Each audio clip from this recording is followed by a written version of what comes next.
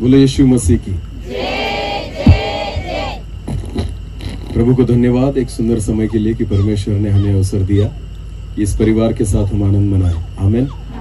बहुत अच्छी गवाही इस परिवार की है। परमेश्वर ने एक अद्भुत काम इस परिवार में किया। मनुष्य यदि पाप में भी हो, खुद गलतियां भी करता है और उस गलतियों के कारण उसके जीवन में कुछ ना कुछ समस्याएं आती है। पर आपको पता है, हमने खुद होकर गलतियां की, खुद होकर सारी चीजें की और उसकी वजह से हमारे जीवन में संकट आया, पर फिर भी जब हमने परमेश्वर से मांगा तो परमेश्वर ने हमारी प्रार्थना सुनी। हालेलुया। इसका कारण पता है आपको क्या है? क्योंकि परमेश्वर हमसे प्रेम करता है। आमीन। हाँ, तो मनुष्य गलती करता है, उसके विरुद्ध में पाप करता है, अपने खुद के विरुद्ध में पाप करता है। बहुत बार हमें यह भी नहीं पता चलता कि हम जो कर रहे हैं वो केवल परमेश्वर के विरुद्ध में नहीं, हम खुद के विरुद्ध में भी करते हैं। गलत चीजों को खाना, गलत चीजों को पीना, वो बातें करना जो हमारे शरीर के लिए अच्छी नहीं, वो चीज जब हम करते हैं ना, तो हम परमेश्वर के ही विरुद्ध में नहीं, पर हम खुद के विरुद्ध में भी पाप करते हैं। इसलिए परमेश्वर का वचन कहता है, जैसे खुद पर वैसे अपने पड़ोसी पर प्रीति कर। आमीन।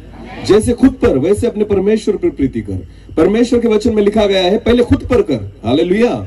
जब तक तू खुद पर प्रीति नहीं करेगा तब तक तू किसी पर नहीं कर सकता। परमेश्वर तो बहुत दूर की बात है, जिसे हमने देखा भी नहीं, हम खुद को रोज देखते हैं। हालेलुया। रोज सुबह उठने के बाद हम आईने के सामने खड़ा होकर खुद को देखते हैं। भले आप दूसरे व्यक्ति को न देखो, पर मनुष्य खुद को रोज देखता है। अगर हम खुद को रोज देखकर भी खुद पर प्यार नहीं कर सकते, तो परमेश्वर जो दिखता ही नहीं उस पर हम प्यार क्या करेंगे? हालेलुया। इसलिए वचन में लिखा है, जैसे खुद पर वैसे अपने परमेश्वर पर प्रीति कर। आमीन। तो पहले तो मनुष्य को खुद पर प्रेम करना सीखना होगा, क्योंकि हम परमेश्वर की एक अद्भुत रचना है। हालेलुया। जो चीजें परमेश्वर ने इस शरीर में बनाई है ना, आपको पता है, कोई भी व्यक्ति इस जिंदगी में, इस पृथ्वी पर, सृष्टि पर इन चीजों को वापस नहीं बना सकता। समझ में आ रही मेरी बात? मैं बहुत बार कहता हूं, जो चश्मा हम पहनते हैं ना, हम उस चश्मे को सुरक्षित रखते हैं, एक केस में रखते हैं, पॉकेट में रखते हैं, क्योंकि उसके लिए हमने क्या दिए हैं? तो चश्मा नहीं फूटना चाहिए। भले आंखें फूट गई तो भी चलेगा, पर चश्मा नहीं फूटना चाहिए, क्योंकि चश्मे के लिए क्या दिया गया है? पैसा। और आंखें कैसे मिली? फुकट। बोलो कैसे मिली? किसने दी? परमेश्वर ने। जो चीज हमें फुकट में मिली है ना, हमें कीमत नहीं है। इसलिए मनुष्य खुद के शरीर को इस रीति से नाश करता है, पर परमेश्वर फिर भी हमें क्षमा करता है, हम पर दया करता है। जब हम लौट आते हैं परमेश्वर के पास, जब पछतावा करते हैं ना, परमेश्वर हम पर दया करता है, क्योंकि उसको पता है इस शरीर की कीमत क्या है। हालेलुया। इस शरीर का मोल पैसे से नहीं, इस शरीर का मोल सोना चांदी से नहीं, इस शरीर का मोल हीरे और मोती नहीं, इस शरीर का मोल खुदा का इकलौता पुत्र और उसका खून है। हालेलुया। जब परमेश्वर के इकलौते पुत्र ने अपने प्राण को दिया, अपने पूरे लहू को बहाया, तब जाकर इस शरीर का मोल चुकाया गया है। आमीन। तो इसलिए परमेश्वर हम पर प्रेम करता है। उसको पता है कि यह शरीर बहुत अनमोल है। आप सारी चीजें खरीद सकते हो, पर आपके प्राण को आप फिर नहीं खरीद सकते। इसलिए परमेश्वर को पता है आपके प्राणों का मोल क्या है। आमीन। इसलिए वचन में लिखा है, जिस वचन को पत्रिका पर डाला गया है उसी वचन को हम खोलेंगे और निकालेंगे। भजन संहिता उसका 103 अध्याय, भजन संहिता उसका 103 अध्याय वचन 2 को हम पढ़ेंगे। हे मेरे मन, यहोवा को धन्य कह और उसके किसी उपकार को न भूलना। आपको पता है, हिंदी में कुछ ट्रांसलेशन में ऐसा लिखा गया है, हे मेरे मन, पर अगर आपने उर्दू बाइबल पढ़ी तो वहां पर लिखा है, हे मेरी जान। क्या लिखा है? हे मेरी जान, यहोवा को धन्य कहे। हालेलुया। इंग्लिश में लिखा गया है, bless the Lord O my soul. Soul का मतलब होता है आत्मा और प्राण। हालेलुया। इंग्लिश में लिखा गया है, bless the Lord O my soul. मेरी आत्मा के द्वारा मैं यहोवा को धन्य कहता हूं। आमीन। मराठी में लिखा गया है, हे माझा जीवा परमेश्वराचा धन्यवाद कर। आमीन। जीव, प्राण, आत्मा, सोल। आपको पता है, हिंदी में जो यहां पर ट्रांसलेशन है, मन के बारे में लिखा गया है, पर यह वचन मन के बारे में नहीं बताता, प्राणों के बारे में बताता है। हालेलुया। दाऊद कहता है, हे मेरे प्राण, यहोवा को धन्य कहे। आमीन। क्योंकि उसको पता है यहोवा परमेश्वर शरीर पर उपकार नहीं करता, यहोवा परमेश्वर प्राणों पर उपकार करता है। आमेन। मेरे खुदा को जितनी आपके शरीर की फिक्र नहीं, उससे अधिक फिक्र आपके प्राणों की है। आमेन। हम गलतियां करते हैं, खुद को बिगाड़ते हैं, खुद को खराब करते हैं, फिर भी पता है आपको परमेश्वर हमें क्षमा क्यों करता है? क्योंकि परमेश्वर को आपके शरीर से ज्यादा आपकी आत्मा से लगाव है। आमेन।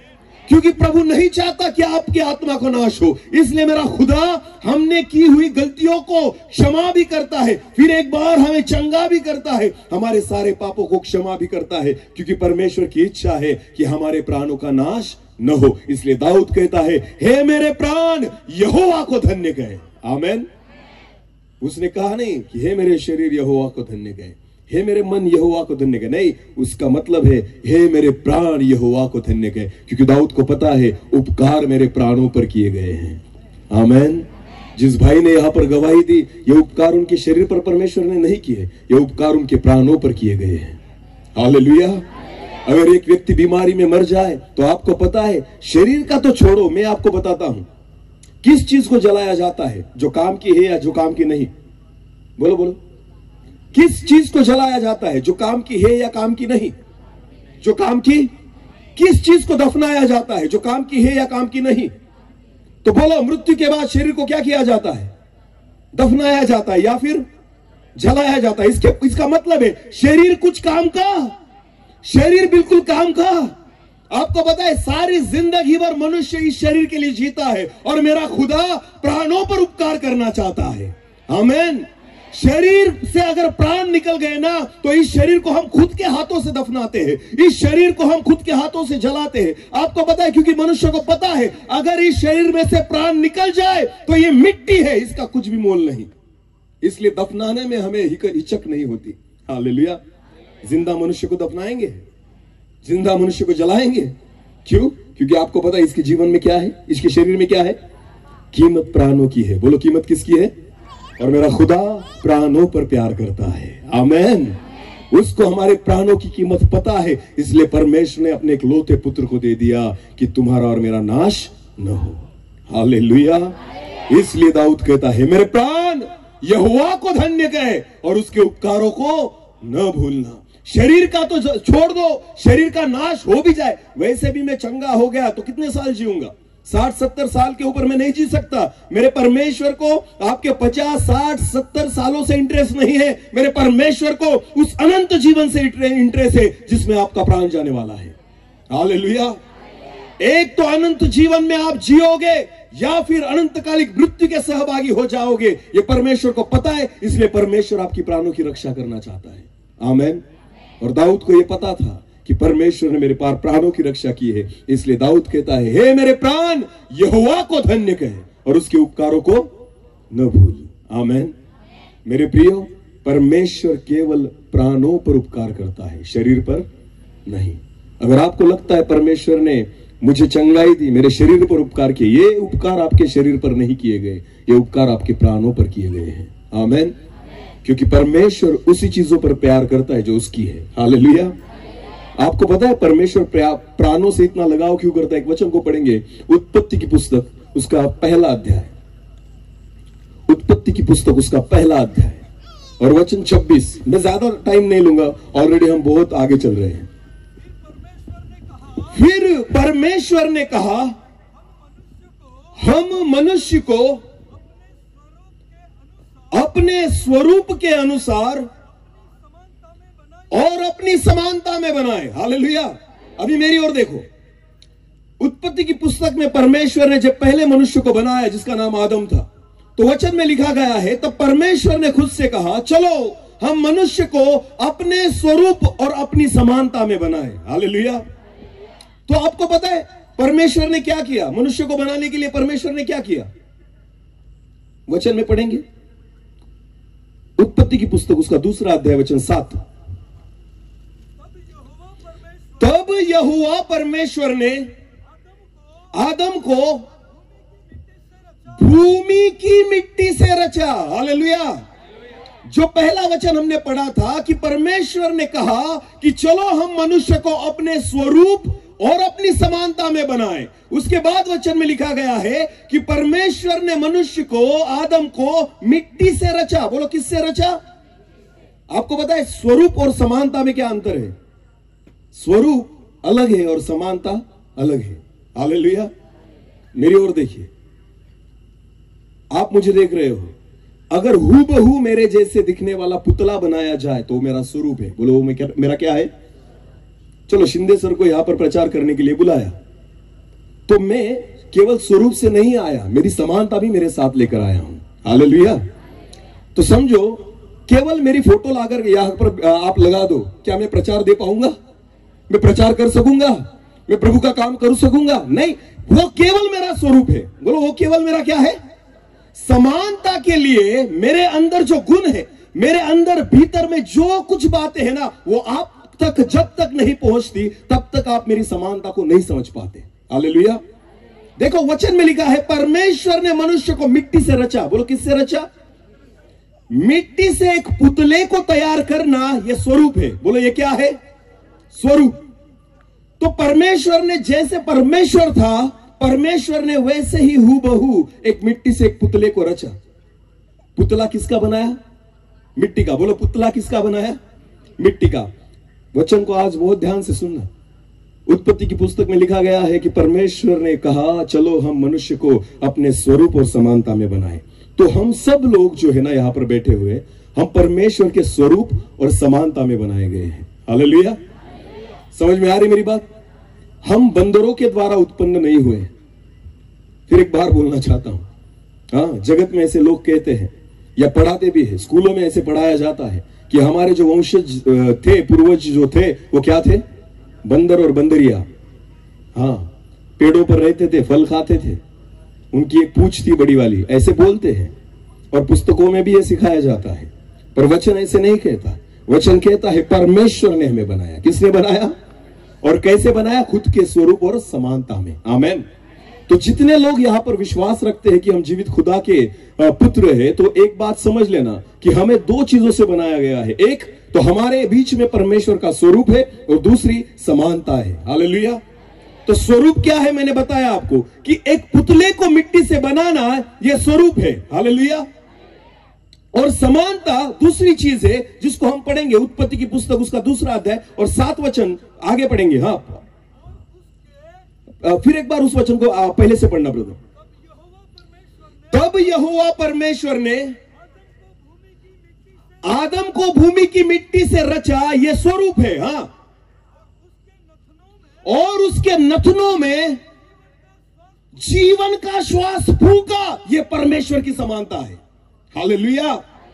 मिट्टी भूमि में से उठाएगी, पर श्वास जो है ना वो परमेश्वर से अंदर निकला, अंदर से बाहर निकला है। हालेलुया। खुदा ने जो चीज मनुष्य में डाली है ना, वो मिट्टी नहीं, वो क्या है? श्वास। बोलो क्या है? श्वास। ये परमेश्वर की समानता है। प्राण, ये परमेश्वर की समानता है। जैसे परमेश्वर जिंदा था, जिंदा है और जिंदा रहेगा, वैसे ही परमेश्वर ने खुद की समानता को मनुष्य के अंदर फूंक दिया, ऐसे वचन में लिखा है। हालेलुया।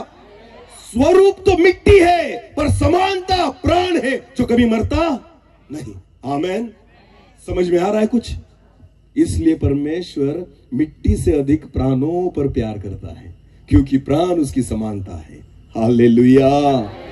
हालेलुया। समझ में आ रहा है कुछ? हाँ। और सबसे अधिक हम प्रेम किस पर करते हैं? प्राणों पर या शरीर पर? अरे बोलो, सबसे अधिक हम चिंता किसकी करते हैं? प्राणों की या शरीर की?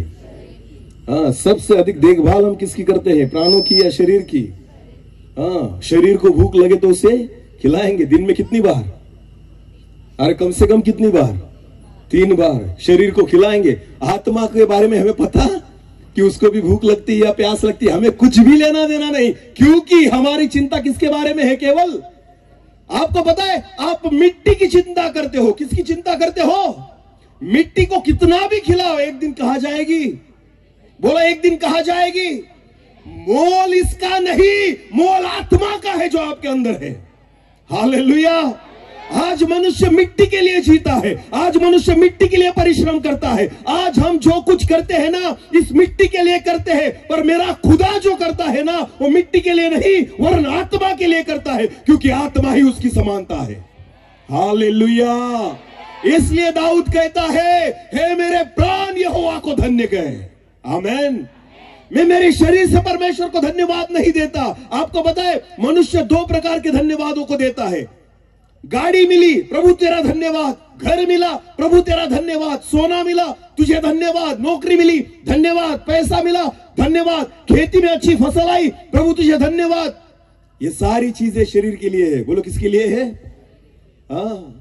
पापों की क्षमा मिली, कोई धन्यवाद नहीं कहेगा। प्रभु मुझे मरने नहीं दिया, मुझे पापों में मरने नहीं दिया, मुझे तूने छोड़ नहीं दिया, मुझे तूने अपना लिया, मुझे तूने स्वीकार किया, मुझे तूने चुन लिया, इसके लिए परमेश्वर को धन्यवाद दो। आमेन। हम केवल किसके लिए परमेश्वर को धन्यवाद देते हैं? मिट्टी के लिए। बोलो किसके लिए? और परमेश्वर चाहता है कि उसकी प्राणों के लिए उसको धन्य कहे। आमेन। आमेन। जो कुछ मनुष्य आज बो रहा है ना, केवल इस मिट्टी के लिए बो रहा है। जाएगी कहा? मिट्टी में। बोलो जाएगी कहा? हाँ, आज बहुत सोने चांदी लेकर घूम रहे हो तुम, पर जब दफनाएंगे ना, वो सब निकाल के तुम्हें मिट्टी में ही डाल जाना है। हाँ, पति कितना भी प्यार करता हो पत्नी पर, और कितना भी सोना उस पर उसको लेकर दिया हो, पर जब मरेगी ना, बेटी से कहेगा, बेटा जा पहले उसके गले में से मंगलसूत्र निकाल, उसकी कानों में से बालियां निकाल, क्योंकि ये क्या है? महंगी है। ये तो मिट्टी है, मर गई। ये तो क्या है? मिट्टी। खत्म, कीमत खलास। इसको दफना दो, इसको जला दो, कोई मतलब नहीं है। सोना निकाल लो, उसकी क्या है? अरे बोलो, कहाँ गया तुम्हारा प्यार? हाँ, इस मिट्टी के लिए सोना लिया था ना, इस मिट्टी के लिए चांदी ली थी ना, इस मिट्टी के लिए पैसों को कमाया था ना। जिस बंगले को तुमने बनाया 50 लाख खर्चा करके, उस बंगले में तुम्हें नहीं दफनाते। तुम्हें दफनाया कहा जाता है? अरे बोलो, हाँ, कब्रिस्तान में, मुर्दों के बीच में। समझ में आ रही मेरी बात? जहां सब सड़ा हुआ है, जहां सब गंदगी है, जहां पर मरे हुए लोग हैं। अरे खुद के पैसों से पूरी जिंदगी भर तुमने श्रम परिश्रम करके 50 लाख रुपए कमाए, एक बड़ा वाला बंगला बनाया, उसमें सारी अच्छी चीजों को तुमने भरा, पर जब तुम मरोगे ना, तो 50 लाख से एक फूटी कौड़ी भी तुम्हारे नाम पर नहीं रहेगी। तुम्हें कहां दफनाया जाएगा? बोलो बोलो, कहां दफनाया जाएगा? हाँ, वो तुम्हारे नाम की जगह नहीं है, वो सार्वजनिक जगह पर तुम्हें दफनाया जाएगा। समझ में आ रही मेरी बात? हाँ, पहले दिन आएंगे रोने, फूल डालकर निकल जाएंगे, उसके बाद कोई नहीं आएगा वहां पर देखने के लिए। तो क्या फायदा 50 लाख रुपए कमाकर और इतना बड़ा घर बनाकर? जी किसके रहे हो? किसके लिए रहे हो? इस मिट्टी के लिए। बोलो किसके लिए? ये मिट्टी एक दिन मिट्टी में जाएगी। मेरा खुदा मिट्टी पर उपकार नहीं करता, मेरा परमेश्वर प्राणों पर उपकार करता है। आमेन। आमेन। इस भाई की जो गवाही है ना, मैं विश्वास के साथ कहना चाहता हूं, आपके शरीर पर परमेश्वर ने उपकार नहीं किए, आपके प्राणों पर उपकार किए गए हैं। हालेलुया। प्रभु ने आपको जिंदगी इसलिए बढ़ा कर दी, इसलिए नहीं कि आप शरीर में जिए, इसलिए कि आत्मा में आप बच जाए। आमेन। मरना तो हर एक व्यक्ति को है, मैं भी मरने वाला हूं कभी ना कभी। ऊपर से क्या मैं फुल टाइम टिकट नहीं लेकर आया? हालेलुया। हाँ, आपको पता है, डॉक्टर भी नहीं बता सकता आपकी वारंटी कितनी है, वो खुद की नहीं दे सकता, वो खुद की भी नहीं दे सकता। भले वो दूसरों को चंगा करने का दावा करता हो, हाँ मैं तो तुम्हारा रोग बड़ा अच्छा कर सकता हूं, तुम्हारा ऑपरेशन कर सकता हूं, तुम्हें तुम्हारा इलाज कर सकता हूं, पर डॉक्टर खुद की भी गारंटी नहीं दे सकता कि मैं इतने साल जीऊंगा। हालेलुया। तो जिसकी गारंटी ही नहीं, उसके लिए क्यों जीते हो? जिसकी गारंटी है उसके लिए जियो। आमेन। गारंटी किसकी है? बोलो बोलो, किसकी है? आत्मा की। हालेलुया। शरीर 20 साल में मरे, 30 साल में मरे, 50 में मरे या 60 में मरे, होने वाले क्या है? उसकी मिट्टी। पर आत्मा 20 में जाए, 30 में जाए या 60 और 70 में जाए, वो अनंत काल जीवन के लिए है। हालेलुया।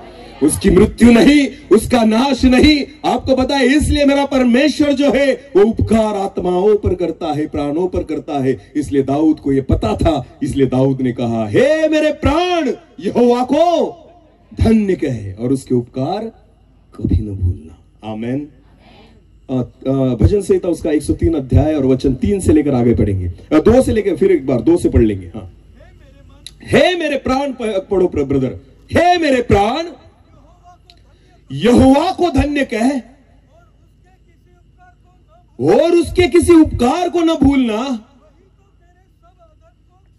सुना वचन में क्या लिखा है, वही तो तेरे सब अधर्मों को क्षमा करता है और तेरे सब रोगों को चंगा करता है। हालेलुया। परमेश्वर की खासियत क्या है पता है आपको?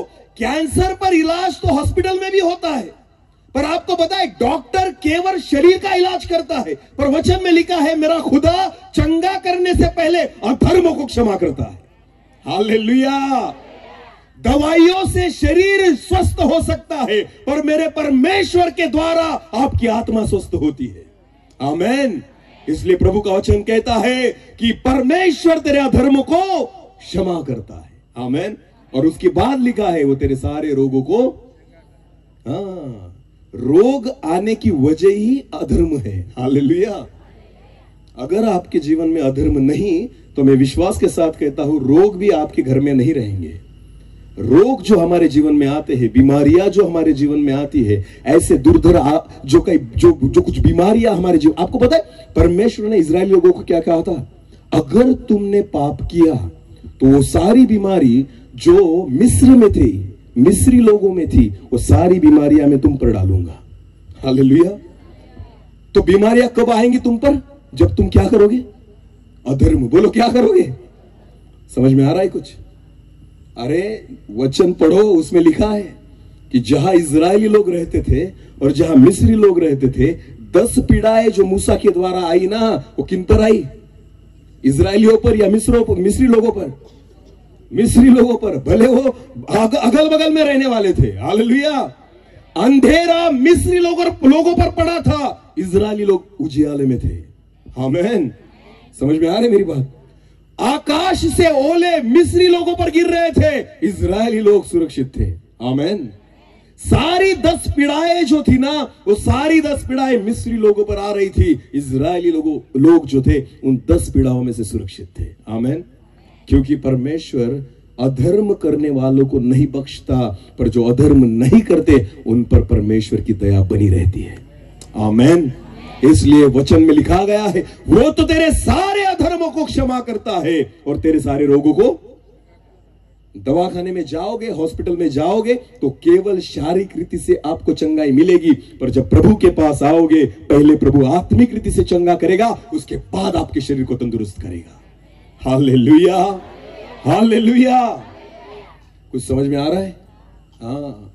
तो अगर आज डायबिटीज ने हमारे जीवन में घर कर रखा है ना, तो कुछ ना कुछ अधर्म हमारे जीवन में है। समझ में आ रहा है?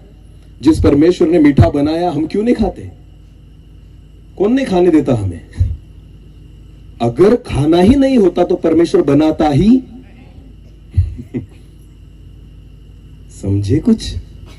अरे बोलो। हाँ।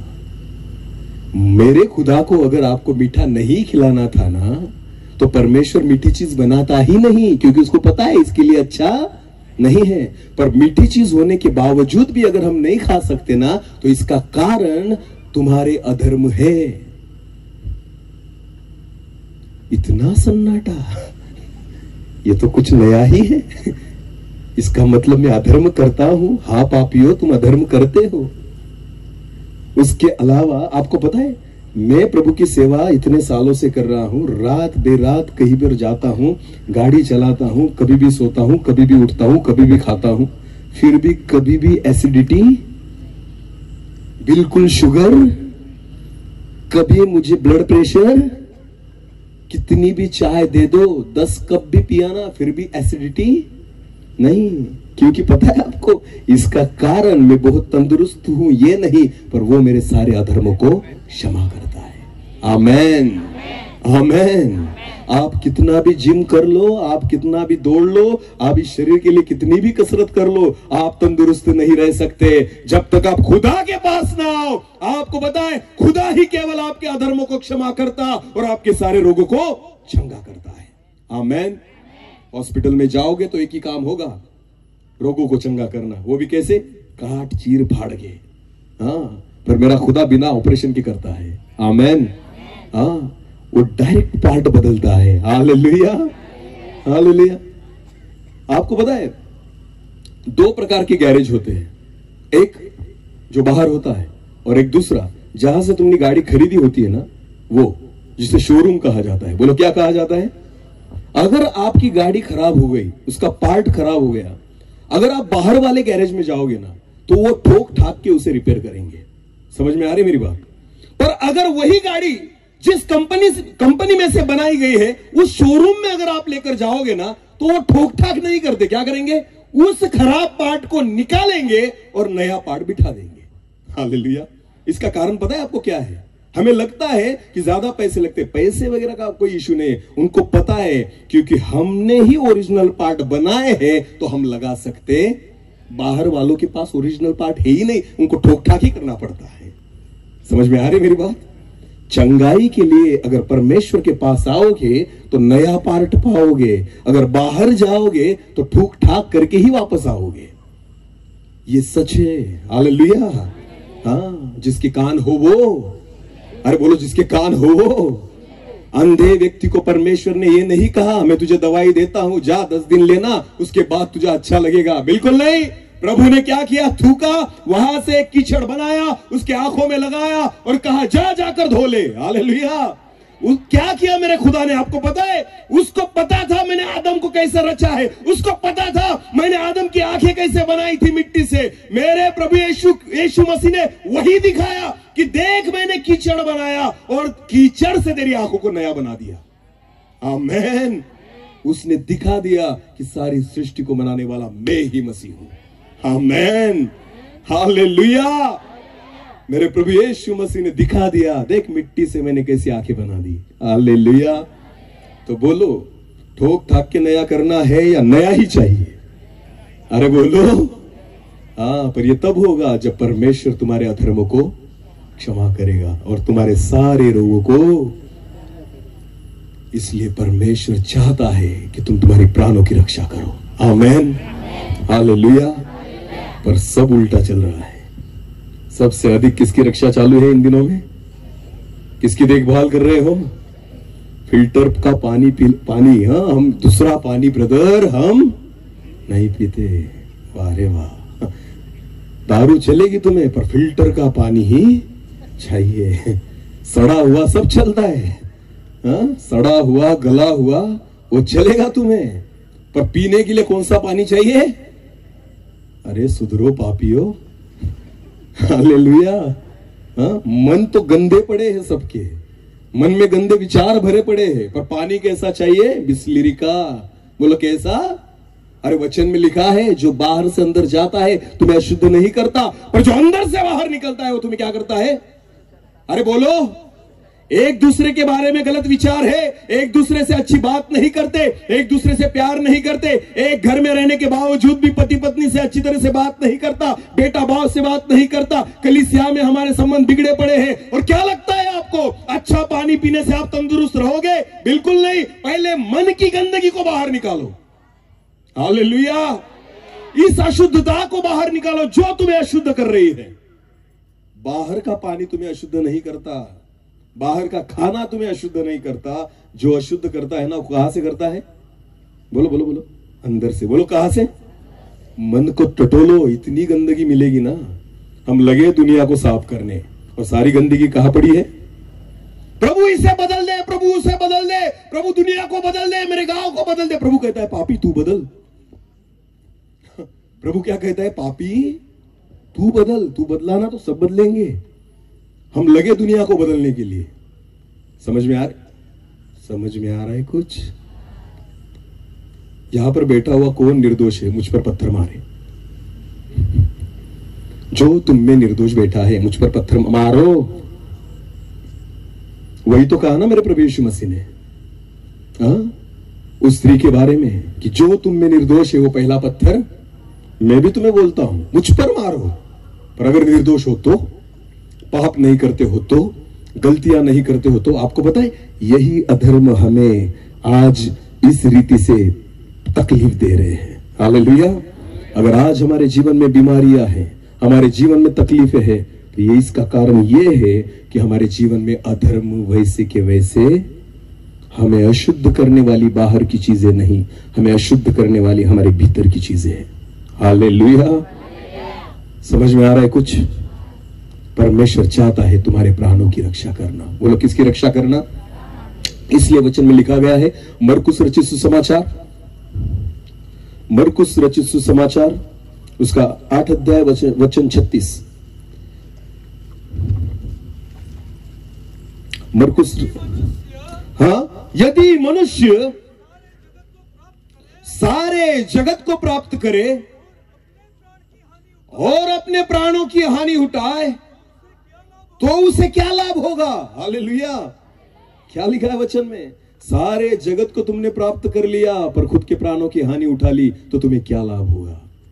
समझ में आ रहा है कुछ? करोड़ों की संपत्ति तुम्हारे पास हो, प्रॉपर्टी तुम्हारे पास हो, प्राण आज रात निकल गए तो क्या करोगे? हाँ, कल ही मैंने 10 लाख की गाड़ी ली पर आज अगर मेरे प्राण निकल गए तो गाड़ी में घूमोगे?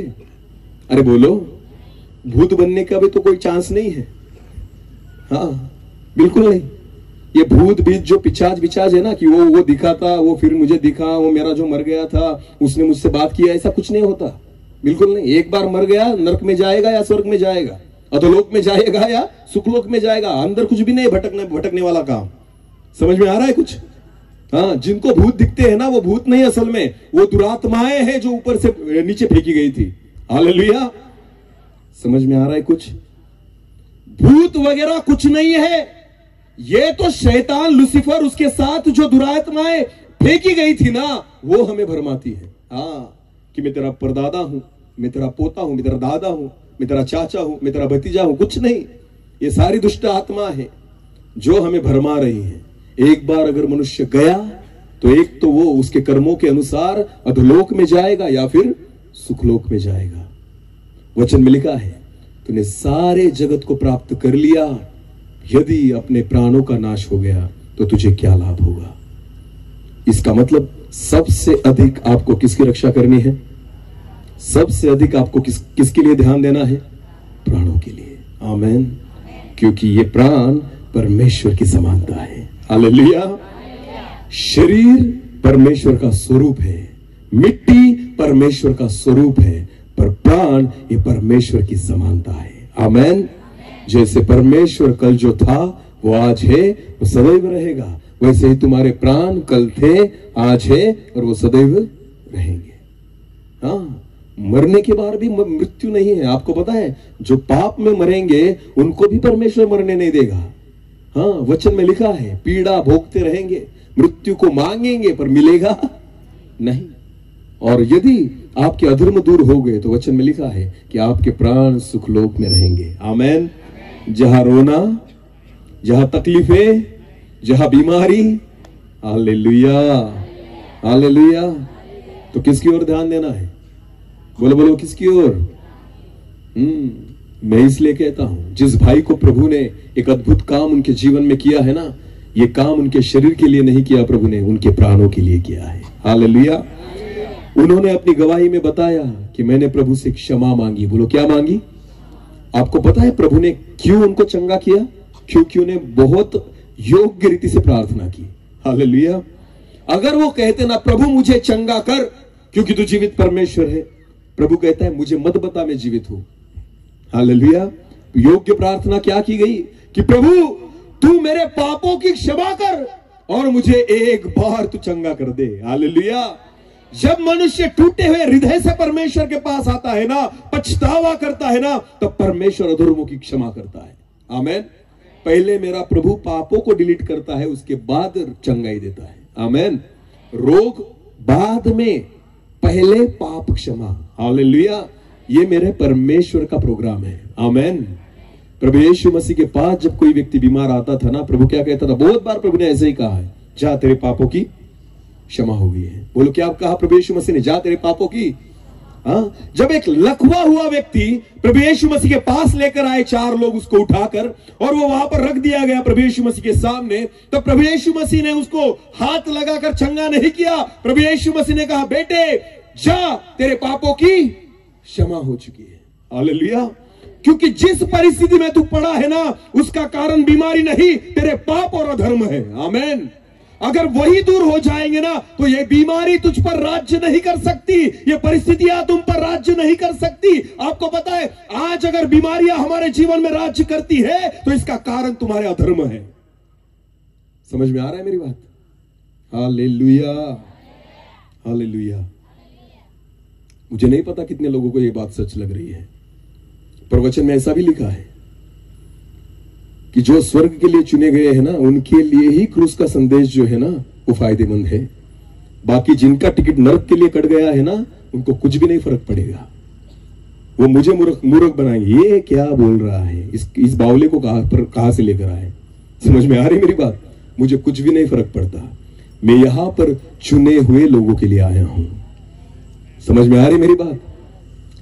विश्वासी लोगों, मसीही लोगों, हम सब कहते हैं हम क्या है? मसीही। बोलो क्या कहते हैं? मैं एक उदाहरण देना चाहता हूं।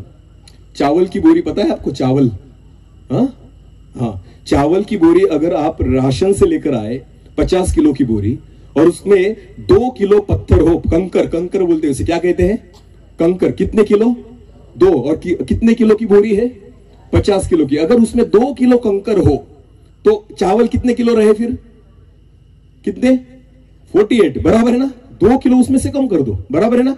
पर जब आपने बोरी खरीदी तो कंकर की कीमत क्या लगाई? जो कीमत किसकी है? चावल की। हालेलुया। कंकर भी क्या भाव में खरीदे आपने? चावल के ही भाव में, क्योंकि वो एक ही बोरी में है। समझ में आ रही मेरी बात? समझ में आ रहा है? जब आप उस बोरी को देखते हैं तो आप उसको कंकर की बोरी नहीं बोलते, किसकी बोरी बोलते हैं? चावल की। आज मसीह लोगों का वैसे ही है। हम चर्च में बैठे हैं, सब लोग हमें मसीह कहते हैं, उसमें कंकर भी है। हालेलुया। पर जब आपको खिचड़ी बनानी होगी तो आप क्या करोगे? उस बोरी में से चावल निकालोगे और कंकर को खाओगे। अरे खाओगे, अरे खाओ ना, उसी तो कीमत में लिए तुमने। कंकर भी खाओ, क्योंकि चावल की कीमत में मिले तुम्हें 2 किलो कंकर, तो खाओ। खाओगे तो क्या करोगे? क्या करोगे? निकाल कर फेंक दोगे। वही परमेश्वर करेगा आने वाले दिनों में। आज चर्च में कंकर भरे पड़े हैं, मैं कहना चाहता हूं, पर जब दिखते हैं ना बोरी में, तब सबको लगता है चावल ही है। बोलो क्या है? पर जब मेरा खुदा निकालेगा और चुनेगा ना, तब कंकर बाजू में फेंक देगा और सिर्फ गेहूं बाजू करेगा। हालेलुया। वचन में लिखा है। आमेन। ये वचन में लिखा गया है। पर जब आप साथ में रहते हो ना एक चर्च में, तब बोरी को क्या कहा जाता है? मसीह लोग। बोलो क्या कहा जाता है? हाँ, मैं ख्रिस्ती हूं, मैं मसीह हूं। बराबर है, तू उसी बोरी में इसलिए। पर जब प्रभु मेरा खुदा चुनकर निकालेगा ना तुझे बाहर, तब रोएगा, तुझे पता चलेगा, अरे मैं तो बोरी में था पर मेरा कुछ काम ही नहीं था यहां पर। आज तो हंसो, उसके बाद रोओगे। समझ में आ रही मेरी बात? तब तुम्हें याद आएगा कोई पागल आया था काटस्वान में, हाँ, कुछ ना कुछ अनाप शनाप बोल रहा था, अगर सुन लेता, पछतावा कर लेता तो स्वर्ग में जाता। अभी बैठा हो गरम तवे पे। समझ में आ रहा है कुछ? अरे बोलो। हाँ, बीमारी हो या पाप, उसको है ना, जैसे बीमारियों को ठीक करने के लिए कड़वी दवाई लगती है, या फिर इंजेक्शन लगता है, या फिर सलाइन लगती है, या फिर ऑपरेशन करना पड़ता है, वैसे ही पापों को निकालने के लिए ना कड़वी दवाई ही लगेगी, इंजेक्शन ही लगेगा, आपको सलाइन ही देने पड़ेगी, नहीं उससे बात बनी तो ऑपरेशन ही करना पड़ता है। समझ में आ रहे? इसलिए वचन चुभता है। बोलो क्या करता है? वचन को दुधारी तलवार कहा गया है, काटता है। बोलो क्या करता है? हाँ, जब काटे चुभे तो समझ लेना वचन काम कर रहा है। आमेन। मैं तो परमेश्वर से कहता हूं, प्रभु लगने दे इनको। जिनको लगता है वो जिंदा है, जिनको नहीं लगता वो मर चुके हैं। हालेलुया। जब लोग मुझे बोलते ना, सर जो तुमने बोला ना लग गया उनको, मैं बोलता प्रभु धन्यवाद, इसके लिए तो बोला प्रभु, इसके लिए तो बोला कि लगे। हालेलुया। हाँ, मैं इसीलिए आया ही नहीं कि तुमको ना लगे। मैं तो प्रार्थना करके आता हूं, प्रभु इनको लगे। हालेलुया। इतना लगे कि उठ भी नहीं पाए, इतना लगे। हालेलुया। और जिस दिन इतना लगेगा ना, सुधर जाओगे। हालेलुया। बोलो यीशु मसीह की। हाँ, तो जितने कंकर भरे पड़े ना बोरी में, खुद को देखो, क्या मैं परमेश्वर के काम का हूं या ऐसे ही वहां पर बैठा हूं? अगर तुम ऐसे ही बैठे हो ना, एक दिन मेरा खुदा ही तुम्हें बाहर निकालेगा। पछतावा करो, अभी भी लौट आओ परमेश्वर के पास। भले आज तुम्हारे जीवन में गलत बातें हो, गलत आदतें हो, खुद को बिगाड़ कर रखा है तुमने, खुद के शरीर को बिगाड़ कर रखा है, खुद की आत्मा को बिगाड़ कर रखा है, नाश पर तुले हो। पर मैं आज तुम्हें कहना चाहता हूं, जैसे इस भाई ने पछतावा किया, प्रभु से क्षमा मांगी और प्रभु को कहा मुझे एक मौका दे। प्रभु को क्या कहा? प्रभु को मुझे एक मौका। क्या लगता है आपको? उस भाई ने हमसे अधिक पाप किए इसलिए उसके जीवन में ऐसी बातें आई? बिल्कुल नहीं, बिल्कुल नहीं। हम सब उसी कैटेगरी में आते हैं, मैं भी। ये तो परमेश्वर की दया है कि हम पर वो बात नहीं आई। समझ में आ रही मेरी बात? ऐसी चीज हमारे जीवन में ना आए, पछतावा करो और प्रभु के पास लौट आओ, वरना हमारी हालत बुरी से बुरी होगी। मैं तुम्हें चाहता हूं, खुदा हमारे शरीर से अधिक हमारे प्राणों पर प्यार करता है। फिर शरीर को तकलीफ इसलिए देता है कि तुम परमेश्वर के पास लौटो, पछतावा करो और तुम्हारे प्राण बच जाए। आमेन, आमेन। यदि तुमने सारी जगत की बातों को भी प्राप्त कर लिया और खुद के प्राणों का नाश किया तो तुम्हें क्या लाभ? बोलो, क्या लाभ? हालेलुया। जब प्रभु यीशु मसीह आएगा तो उसे मत कहना कि प्रभु 50 लाख का घर बनाया मैंने तेरे आशीष से। प्रभु कहेगा, मैंने तुझे इतनी आशीष दी नहीं, 50 लाख इसलिए दिए थे कि 25 लाख गरीबों में बांटे। तुझे 50 मैंने इसलिए दिए थे कि उसमें से 25 किसको बांटे? हाँ, और सबसे बड़ा गरीब तो तू ही था। सारे के सारे रख लिए तूने। पापी हो, सुधरो। अगर प्रभु तुम्हें 1 लाख महीने के देता है ना तो तुम्हारे लिए नहीं देता।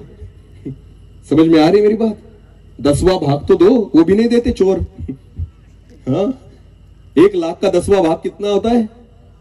अरे बोलो, ये नहीं पता चलता किसी को। दशमांश के बारे में तो अच्छों की गणित जो है ना बिगड़ जाती है। हाँ, कमाएंगे लाख और देंगे 2000 चर्च में। अरे किससे झूठ बोल रहे हो? जिसने गणित को बनाया उसको ही फंसा रहे हो तुम। हाँ, कमाते लाख हो और देते 2000 हो, 10,000 होता है उसका दशमांश। कितना होता है? तो डालो वहां पर। अगर परमेश्वर से चोरी करोगे क्या आशीष पाओगे? अरे बोलो, जब प्रभु यीशु मसीह आएगा ना, तुम्हें ये नहीं कहेगा ये मेरा बेटा, कहेगा चोर कहेगा। बोलो, क्या कहेगा प्रभु? हाँ, स्वर्गदूत जब आएंगे ना तुम्हें लेने, प्रभु मध्य आकाश में खड़ा होगा और ऊपर से कहेगा स्वर्गदूतों को, इन चोरों को मत उठाना। सारी जिंदगी चर्च में क्या किए इन्होंने? चोरी दशमांश की। हाँ, देता तो मैं 2 लाख था और 5 ही हजार डालता था ये चोर। इतने खा गया मेरे पैसे। क्या लगता है आशीषित हो गए? अरे बोलो, ये तो हमारी जिंदगी है। क्या हिसाब दोगे मेरे परमेश्वर को? बोलो ना तुम। थोड़ा भी अगर तुम्हारे जीवन में भय है ना तो परमेश्वर का भय मान के चलो। हालेलुया। ना वचन में लिखा है, इज़राइल का परमेश्वर कभी सोता ना कभी ऊँगता। तो ऐसा कौन सा टाइम है जो तुमने परमेश्वर से बचा लिया? बोलो मुझे। जो रात के 12 बजे के बाद भी पाप किया हो, किसने देखा है? अरे बोलो, जो 3 बजे अर्ली मॉर्निंग में भी अगर तुमने पाप किया हो तो वो किसने देखा है? परमेश्वर ने। ऐसा एक भी पाप उससे नहीं बचा, क्योंकि वो ना सोता ना ऊँगता है। तो सारे पापों की लिस्ट मेरे खुदा के पास है। तो पछतावा करो, पछतावा करो। अगर पछतावा नहीं किया तो प्राणों का नाश होगा, पर जब पछतावा किया तो परमेश्वर प्राणों को बचा लेगा। आमेन। दाऊद ने पाप किया था। क्या पाप किया था? उसने उरिया की जो पत्नी थी बत्शेबा, उसके साथ गलत हरकत की थी, व्यभिचार किया था। ये पाप उसके जीवन में था। और तब पता है परमेश्वर उसके मन में जब एक नबी को परमेश्वर ने उसके पास भेजा, उसके पापों को दिखाया, तब दाऊद डर गया। उसको समझ में आ गया अब मेरी खैर नहीं। और वचन में लिखा है, दाऊद ने अपने कपड़े को फाड़ा और धूल को अपने सिर पर डाला और वहां पर बैठ गया उपवास के साथ। हालेलुया। तब तक रोता रहा जब तक परमेश्वर करुणा न करे। आमेन। और परमेश्वर ने वो जो बेटा था, वो बच्चा जो था बत्शेबा के द्वारा जन्म लिया, उसको तो परमेश्वर ने मार दिया, पर दाऊद को बचा लिया। हालेलुया। और इसलिए दाऊद कहता है, मेरे प्राण यहोवा को, बोलो, हे मेरे प्राण यहोवा को। प्रभु जी, तूने मेरा राजपाट ले लिया तो भी चलेगा, पर तूने मेरे प्राणों की रक्षा की, इसलिए मेरे प्राण यहोवा को धन्य कहे। आमेन, आमेन। प्राणों की सुरक्षा कर लो। आमेन। अंत के दिनों में हो तुम और मैं। प्रभु यीशु मसीह का आना बहुत नजदीक है। इन दिनों में वही बातें करो जो खुदा को अच्छी लगती है। हाँ, उन चीजों के पीछे मत जाओ जो तुम्हें अच्छी लगती है। आपको पता है आज मनुष्य पैसे कमाने के पीछे अंधा हो चुका है। उन लोगों ने बिल्कुल अच्छे सपने नहीं देखना जो दूसरों की बर्बादी कर रहे हैं। गुटखा बेचने वाला व्यक्ति कभी सुखी नहीं रहेगा, दारू बेचने वाला व्यक्ति कभी सुखी नहीं रहेगा, क्योंकि तुम दूसरों की बर्बादी करते हो, परमेश्वर तुम्हें कभी आबाद नहीं करेगा। समझ में आ रही मेरी बात? भीख मांगो तो चलेगा, पर दारू मत बेचना। समझ में आ रहा है मैं जो बोल रहा हूं? भले भीख मांगो तो चलेगा, पर दारू मत बेचना। भीख मांगो तो चलेगा, दूसरों की बर्बादी मत करना, वरना मेरा खुदा तुम्हें आशीषित नहीं करे, क्योंकि तुम दूसरों के प्राण की हानि कर रहे हो। तुम्हारा प्राण कैसे बचेगा अगर तुम्हारे द्वारा दूसरों के प्राण? मुझे नहीं पता यह वचन प्रभु क्यों बात कर रहा है, पर शायद किसके लिए जरूरत है। अगर तुम्हारे जीवन के द्वारा ये पाप हो रहे हैं तो खुदा से क्षमा मांगो। प्रभु को प्रभु नहीं, अरे कितना कमाओगे मुझे बताइए, कितना कमाओगे? बहुत सारे लोगों के नाश का कारण तुम बनोगे। हाँ, वो सारे पापों का बोझ तुम्हारे सिर पर आ जाएगा, तो बताइए ना मुझे कैसे क्षमा करेगा मेरा खुदा तुम्हारे पाप? अंत के समय में है, बहुत निकट आ चुके हैं। कब मेरा खुदा आएगा, प्रभु यीशु मसीह आएगा, हमें नहीं पता। पापों की क्षमा मांग लो, उद्धार प्राप्त कर लो, प्राणों को सुरक्षित कर लो। जगत को भी तुमने प्राप्त कर लिया, करोड़ों के बंगले बना लिए, लाखों की गाड़ियां भी ले ली, अगर खुद के प्राणों का नाश किया तो तुम्हें क्या लाभ? तुम्हें क्या लाभ? मेरा बैंक बैलेंस नहीं है, मेरे पास आज भी अच्छा घर नहीं है, पर मुझे पता है मेरे प्राण सुरक्षित है। आमीन।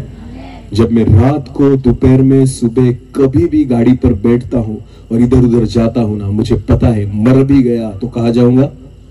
बोलो कहां जाऊंगा? यह विश्वास होना चाहिए। जीना अगर मेरे लिए मसीह, तो मरना मेरे लिए लाभ है। हालेलुया। हाँ, आज मेरी पत्नी टेंशन नहीं लेती, मेरी माँ टेंशन नहीं लेती। मैं रात को कभी भी किधर भी गया, उनको पता है मेरे प्राण सुरक्षित है। हालेलुया। ये तो मिट्टी है, कभी मिट्टी में जाएगी। आमीन। पर आज भी मरा ना तो खुदा के पास प्राण जाना चाहिए। हालेलुया। इसे कहते हैं मसीही जीवन। जो लोग जीते हैं ना उसे मसीही जीवन है। ये तुम्हारा खुदगर्जी का जीवन है, जो खुद के लिए जीते हो तुम। हाँ, पैसों के लिए जीते हो। तुम कभी नहीं बोल पाओगे कि हे मेरे प्राण यहोवा को धन्य कहे। वही व्यक्ति कह पाएगा जिसको पता है कि मेरे प्राणों की रक्षा की गई है। आमीन। उपकार मेरे प्राणों पर किए गए हैं। जिसको ये पता चल गया ना, मैं आपको विश्वास के साथ कहता हूं, दाऊद की समान आपके प्राण प्रभु को धन्य कहने लग जाएंगे। हालेलुया। हालेलुया। क्यों जगत के पीछे लगे हो? क्यों पैसे कमाने के पीछे लगे हो? क्यों जगत की बातें जमा करने में लगे हो? अरे ये सारी चीजें तो शैतान भी देता है। प्रभु यीशु मसीह को कहा, अरे मेरे पैरों पर गिर जा, मैं तुझे सारे अधिकार दे दूंगा इस जगत के। गिरा मेरा खुदा? नहीं, उसने हंसा होगा उस पर, मूर्ख, ये सारा मैंने ही बनाया है, तू क्या मुझे देगा? हालेलुया। समझ में आ रहा है कुछ? आज बहुत सारे लोग शैतान के कदमों में गिर रहे हैं पैसे कमाने के लिए। भले गलत धंधे करेंगे, पर क्या मिलता है उससे? तो क्या लगता है शैतान को प्रणाम नहीं किया आपने? उसके पैरों पर नहीं पड़े आप? वो चाहता यही है कि तुम गलत धंधे करो, पैसे कमाओ और मेरे पैरों के नीचे आओ। आज तुम वही करते हो। गलत रीति से पैसे कमाना, शैतान को नतमस्तक होना है, उसके सामने झुकना है। प्रभु यीशु मसीह ने यही सिखाया, हे शैतान, तेरी औकात नहीं मुझे कुछ देने की। हालेलुया। जो स्वर्ग का मालिक, स्वर्ग जिसका सिंहासन है और पृथ्वी जिसकी पैर रखने की जगह है ना, वो मेरा खुदा है। आमीन। तू मुझे क्या देगा? समझ में आ रहा है मेरी बात? मैं खुद को कभी गरीब नहीं समझता, बिल्कुल नहीं। भले मेरे पास कुछ भी नहीं है, फिर भी नहीं, क्योंकि मुझे पता है सृष्टि का रचने वाला मेरा बाप है। बोलो क्या है मेरा? हाँ, एटीट्यूड में रही है। हालेलुया। पैसे कमा के भी तुम्हारे पास वो एटीट्यूड नहीं मिलेगा जो हमारे पास मिलेगा। समझ में आ रहा है? क्योंकि हमें पता है हमारे साथ कौन है। आमीन। हम किसकी प्रजा है हमें पता है। हाँ, अरे पैसा कमाओगे पर लोग जैसे पीठ पीछे तुम्हारे गंदी गालियां देंगे, गंदा बुरा कहेंगे, इससे ही तुम्हारी जो योग्यता है ना, औकात जरा कठिन शब्द है पता चल जाती है। पर जब लोग आपके पीठ पीछे भी अच्छा बोले, समझ लेना कि खुदा आपके साथ खड़ा है। आमीन। हाँ, जब आपके पास पैसा नहीं फिर भी लोग अगर आपका आदर करे, समझ लेना परमेश्वर आपके साथ खड़ा है। आमीन। एक परमेश्वर के दास का आदर उसके पैसों से नहीं होता, परमेश्वर की उपस्थिति से होता है। आमीन। भले मेरे पास कुछ नहीं है, पर मुझे पता है मेरे पास जो है वो तुम्हारे पास नहीं। हालेलुया। जाओ दानों को खरीदो, मिलेगा। जाओ पवित्र आत्मा को खरीद के लाओ, मिलेगी। हाँ, शिमोन जादूगर जो था वो कहता था कि मुझे ऐसा दान दे कि जिसके सिर पर हाथ रखूं उनको पवित्र आत्मा मिल जाए। पतरस कहता है, हे पापी, तुझे कभी नहीं मिलेगा। क्योंकि परमेश्वर के स्वर्गीय दानों को तू कैसे खरीदना चाहता है? बोलो, किससे खरीदना चाहता है? पैसों से। बिल्कुल नहीं मिलेगा, आज नहीं, तुझे कभी नहीं मिलेगा। हालेलुया। ये तो योग्यता के अनुसार मेरा खुदा देता है। हालेलुया। स्वर्गीय चीजों की इच्छा रखो। आमीन। जगत की चीजें शरीर के लिए है, स्वर्ग की बातें आत्मा के लिए है। आमीन। शायद मेरे बोलने से अगर आपको चोट पहुंची हो, किसी को बुरा लगा हो, तो लगने दो, मुझे कुछ फर्क नहीं पड़ता। जो है सो है। Hallelujah. Hallelujah.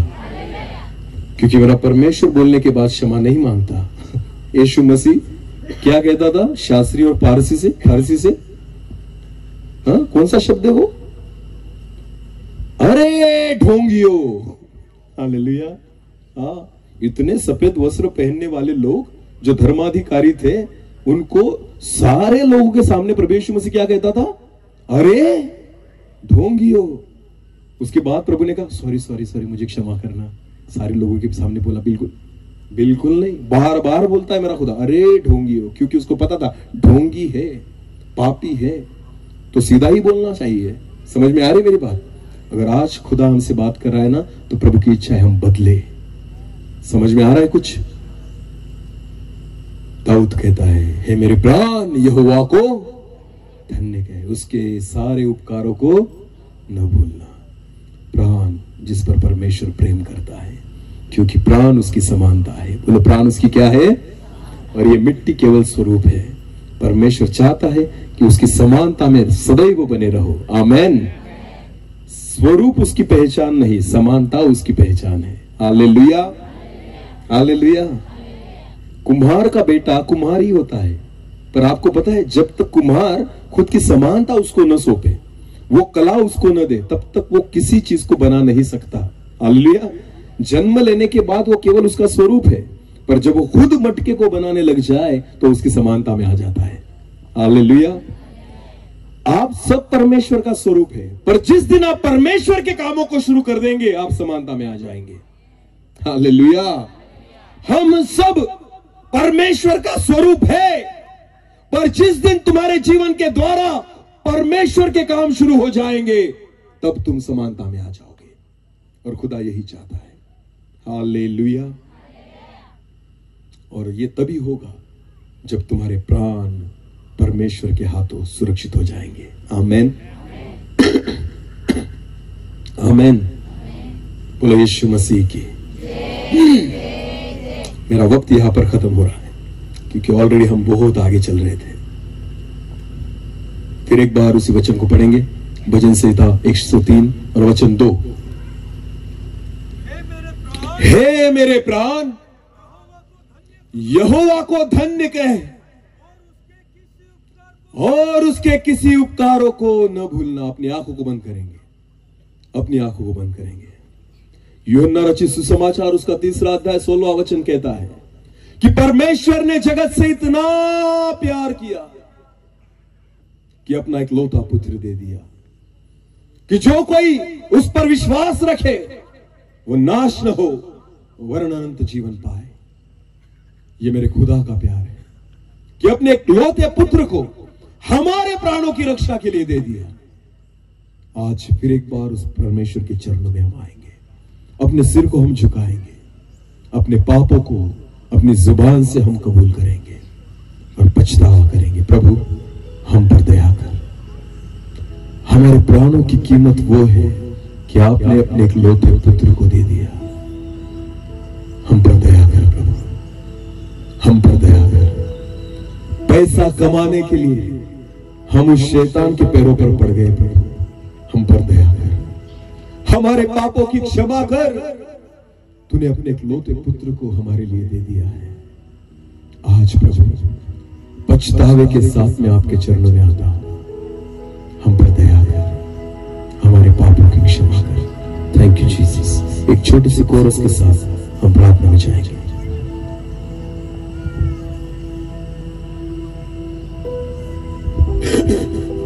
Thank you Jesus. हर एक व्यक्ति अपनी आंखों को बंद करेंगे, अपने मन को परमेश्वर की ओर लगाएंगे। मनुष्य जो गलती करता है, प्रभु को यह पता था, इसलिए परमेश्वर ने अपने इकलौते पुत्र को भेजा कि उसके लहू के द्वारा हमारे पाप क्षमा हो जाए। मैं भी पापी था, मेरे जीवन में बहुत सारी गलतियां थी। यीशु के लहू के द्वारा उसने मुझे शुद्ध किया। आज वही लहू हमारे बीच में है। अपने पापों को कबूल कीजिए और पछतावे के साथ उसके सामने आए, उसके उपकारों में याद जो उसने हमारे जीवन में किए।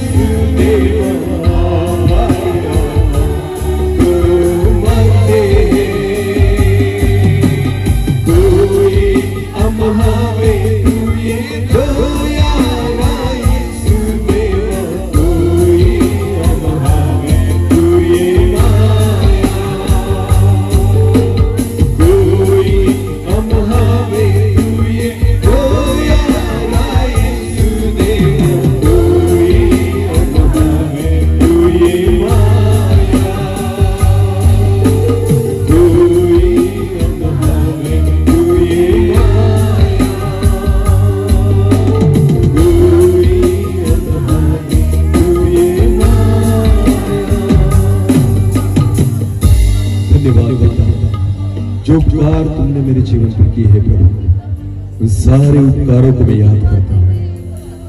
पिता, आपने अपने इकलौते पुत्र को मुझ पापी के लिए दे दिया, इसलिए कि मेरी आत्मा, मेरे प्राण का नाश न हो, वरन मैं अनंत जीवन पाऊं। प्रभु जी, फिर एक बार हम आपकी ओर लौट आते हैं प्रभु, एक पछतावे के साथ आपकी ओर लौट आते हैं। जैसे जक्कई लौट कर आया, सारे अधर्म के कामों को उसने छोड़ दिया। एक ही दिन में जक्कई ने अपनी आधी संपत्ति को लुटा दिया, इसलिए कि वो अपने प्राणों की रक्षा कर पाए। हम सारी अपनी गलतियों को छोड़कर फिर एक बार आपकी ओर मोड़ के आते हैं प्रभु। हमारे अधर्मों को क्षमा कर और हमारे सारे पापों को क्षमा कर प्रभु, और हमारे प्राणों की रक्षा कर। धन्यवाद आज के वचन के लिए। जैसे दाऊद कहता है, हे मेरे प्राण यहोवा को धन्य कह, उसके उपकारों को भी मत भूलना, क्योंकि उपकार शरीर पर नहीं प्राणों पर किए गए हैं। धन्यवाद। सारा आदर और सारी महिमा और सारा जलाल आप ही को देते हैं।